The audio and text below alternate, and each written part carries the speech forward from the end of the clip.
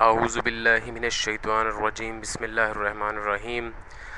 تمام شیعہ سنی مسلمان بھائیوں کو السلام علیکم۔ آج میرے ہاتھ میں پھر صحیح بخاری شریف موجود ہے، اس کی جلد اول ہے آج میرے پاس، مکتبہ رحمانیہ لاہور سے چھپی ہوئی، اور اس میں سے کچھ دلائل آپ کو دکھانا چاہتا ہوں۔ سب سے پہلی بات تو یہ کہ صحیح بخاری ایک ایسی کتاب ہے جس پہ وہابی یعنی اہل حدیث، بریلوی، دیوبندی، تمام غیر شیعہ مسلمان فرقوں کا اعتقاد ہے اور ان کا اجماع ہے کہ اس میں ایک حدیث بھی غلط نہیں ہے، حالانکہ 90% بھی صحیح نہیں کہا جا سکتا، ہر ایک حدیث 100% درست ہے اس کتاب میں، ٹھیک ہے۔ تو اگر جو بھی بات اس کتاب سے بیان کی جائے، اگر اسے وہابی، بریلوی، دیوبندی، غیر شیعہ تمام مسلمان فرقوں کا نظریہ کہا جائے تو وہ غلط نہیں ہوگا، حتیٰ کہ مرزائی لوگ جو قادیانی لوگ ہیں، احمدی حضرات، وہ بھی اسے حدیث کی ایک مستند کتاب مانتے ہیں۔ تو اگر یہ صحیح ترین کتاب ہے تو اس میں سے جو بھی چیز ہوگی وہ ان کے عقائد اور ان کی نظریے کا ایک حصہ تصور کیا جائے گا۔ شیعہ پر بہت تنقید ہوتی ہے جی کہ یہ صحابہ کرام کی گستاخیاں کرتے ہیں، یہ بڑے بدتمیز ہیں، یہ دائرہ اسلام سے خارج ہیں، یہ قرآن کے بعد صحیح کتاب میرے ہاتھ میں ہے، اور اس میں سے میں ابھی آپ کو جو چیز دکھانے جا رہا ہوں وہ کسی صحابی کی یا کسی کافر رہ گئے شخص کی کے بارے میں کوئی تنقید نہیں کی گئی، بلکہ رسول اللہ صلی اللہ علیہ وسلم کی شان میں گستاخی کی گئی ہے۔ اور جتنے بھی صحیح العقل اور غیر متعصب سنی بھائی اسے دیکھیں گے وہ ذرا سمجھنے کی کوشش کریں۔ یہ دیکھیے صحیح بخاری شریف جلد اول صفحہ 241، پارہ نمبر 2، کتاب الصلاۃ، اور باب بے ضرورت ننگا ہونے کی کراہت نماز میں ہو یا اور کسی حال میں، ٹھیک ہے۔ اس میں یہ حدیث نمبر 355 میرے سامنے ہے کہ فلاں فلاں فلاں فلاں نے جابر ابن عبداللہ انصاری سے سنا، بیان کرتے تھے کہ حضرت صلی اللہ علیہ وآلہ وسلم، بریکٹ میں ہے کہ نبوت سے پہلے جاہلیت کے زمانہ میں کعبہ بنانے کے لیے لوگوں کے ساتھ پتھر ڈھوتے، آپ تہبند باندھے ہوئے تھے۔ عباس آپ کے چچا نے آپ سے کہا، اے میرے بھتیجے، اگر تم تہبند اتار ڈالو اور اس کو اپنے مونڈھوں پر ڈال لو، پتھر کے نیچے رکھو، ٹھیک ہے۔ یعنی وہ یہ کہنا چاہ رہے تھے کہ اس کی گٹھڑی بنا لو اسے کھول کے۔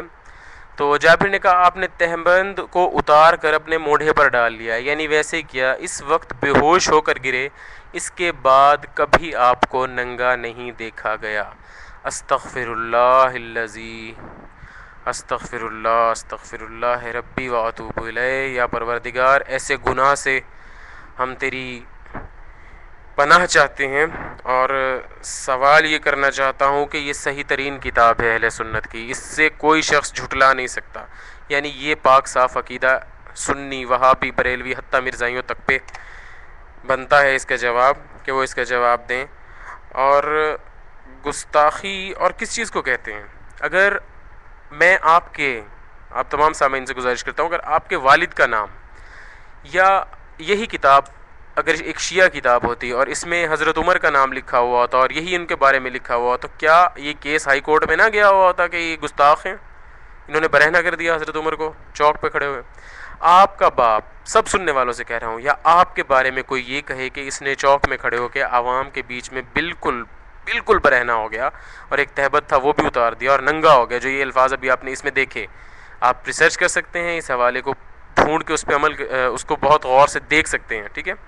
تو کیا آپ کو کیسا لگے گا؟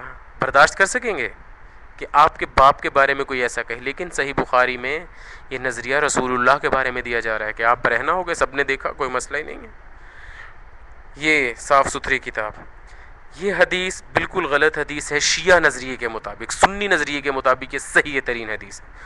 ہم شیعہ کا عقیدہ یہ ہے کہ یہ گھڑی ہوئی حدیث ہے، من گھڑت حدیث ہے، جو ان لوگوں نے گھڑوائی جن کے باپ دادا اور وہ خود ننگے بے لباس خانہ کعبہ کا طواف کیا کرتے تھے، تاکہ کوئی ان پہ اعتراض نہ کر سکے کہ بے لباس ہونا کوئی بری بات ہے یا اس سے کوئی بے عزتی کا پہلو نکلتا ہے۔ ہاں جی، تو کہہ سکیں گے ہاں رسول اللہ نے بھی ایسے ہی کیا تھا، برہنہ ہو گئے تو ہم برہنہ ہو گئے، ہم نے ننگے ہو کے حج کیا تو کیا فرق پڑا، ٹھیک ہے۔ یعنی میں واضح الفاظ میں کہوں کہ معاویہ جیسے لوگوں نے یہ گھڑوائیں تاکہ وہ یہ کہہ سکے کہ اس کا باپ وہ اور باقی جتنے لوگ تھے وہ بری ذمہ ہو جائیں اور ان پہ یہ الزام نہ لگے جی ننگے ہو کے حج کرنا کون سا اتنا بڑا مسئلہ تھا. یہ جتنے لوگ بھی کافر تھے پہلے اور وہ بعد میں مسلمان ہوئے. لیکن یہ شیعہ نظریہ ہے کہ صحیح حدیث نہیں ہے یہ, لیکن سنی نظریہ یہی ہے کہ یہ 100% ٹھیک نظریہ ہے. اب تمام اہل سنت بھائیوں سے گزارش کروں گا کہ خدا را جس مذہب پہ آپ عمل پیرا ہیں, اندھا دھند عمل پیرا ہیں, اپنی کتابوں کو پڑھیں, جذباتی نہ ہو, متعصب نہ ہو, سپاہ صحابہ کے لوگوں کی اور دوسرے متعصب لوگوں کی باتیں سن کے ایک ٹریپ میں نہ آئیں. پڑھیں صحیح بخاری میں رسول اللہ کا درجہ کیا ہے. کوئی بھی سنی فرقہ ہو وہ صحیح بخاری کو مانتا ہے, اور یہ نظریات نعوذ باللہ من ذالک. خدا رحم کرے ہر اس شخص پہ جو ایسا نظریہ درست سمجھے, اور خدا رحم کرے ہمارے تمام اہل سنت بھائیوں پہ کہ وہ صحیح اسلام, حقیقی اسلام تشیع محمد و آل محمد کا دین قبول کریں اور صحیح اسلامی نظریات اور عقائد رکھیں. دعا گو ہوں. والسلام علیکم ورحمۃ اللہ وبرکاتہ.